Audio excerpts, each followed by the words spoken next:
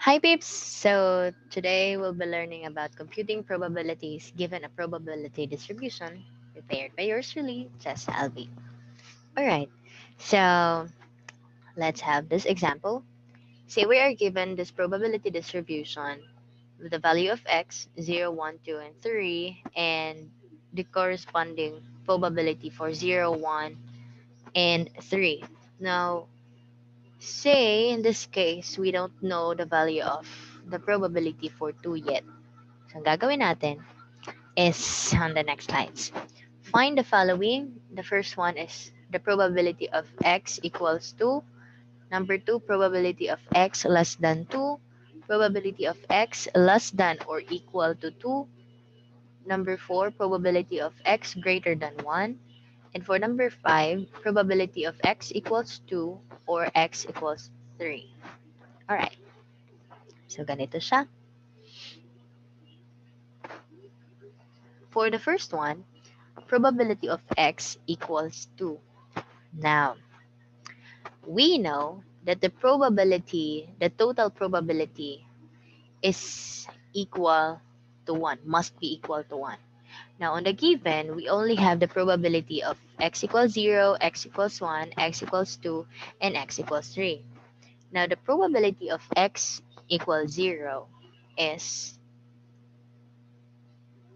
1, 8, 3, 8 for x equals 1, then 1, 8 for probability of x equals 3. Ngayon, we will just sum them up. The answer is 5 over 8. And then, we will subtract that 1 sa total probability, that is 1. So, ang mangyayari, 1 minus 5 over 8, the answer is 3 over 8.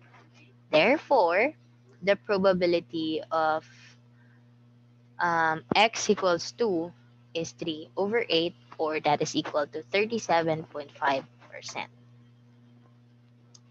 Next example, we have next example is x less than 2.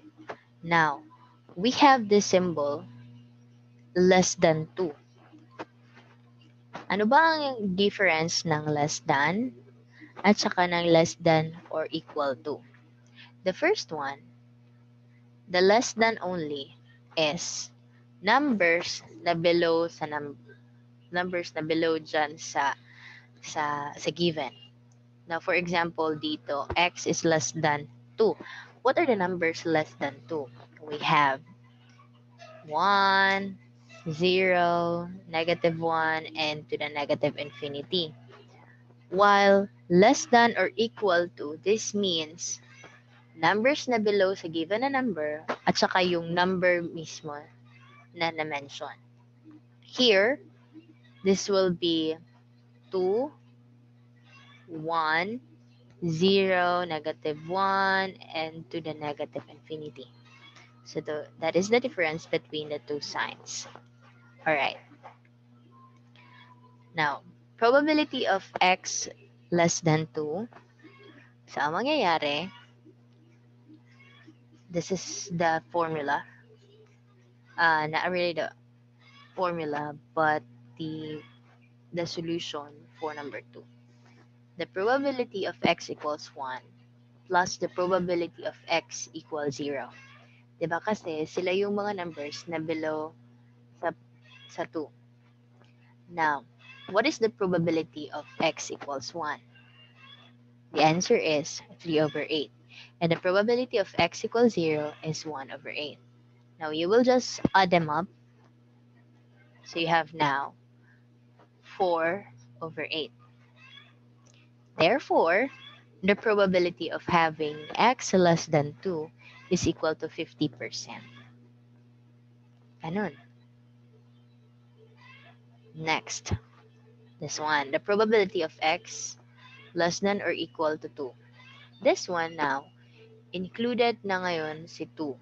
So the probabilities that we must consider are the probability of 2, 1, and 0. Okay? What is the probability of 2? 3 over 8. Probability of 1, 3 over 8. Probability of 0, 1 over 8. And then you will just add them up. You have now 7 over 8.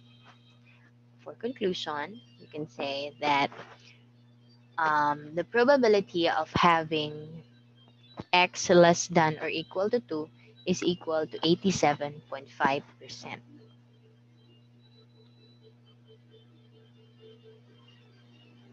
For number 4, probability of x greater than 1. Now, based dun sa table natin kanina, ano ba yung mga number na greater than 1? We have 2 at saka si 3. Now, get the probability of 2 and get the probability of 3. Probability of having 2 is 3 over 8, and the probability of x equals 3 is 1 over 8. You will just add them up, and you have 4 over 8. In summary, the probability of x greater than 1 is equal to 50%. So, may 50% chance na ang makukuha mo is greater than 1. And the last example is this one. The probability of x equals 2 or x equals 3. Alright, so get the probability of x, add to the probability of 3. Yan lang. So you have now 3 over 8 plus 1 8. The answer is 4 over 8 equals 50%. Ayan.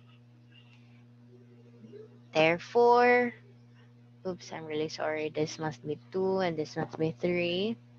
2 and 3. In conclusion, the probability of getting 2 or 3 is equal to 50%. So that's it for computing the probabilities. If you have clarifications, just comment down below. Thank you and see ya.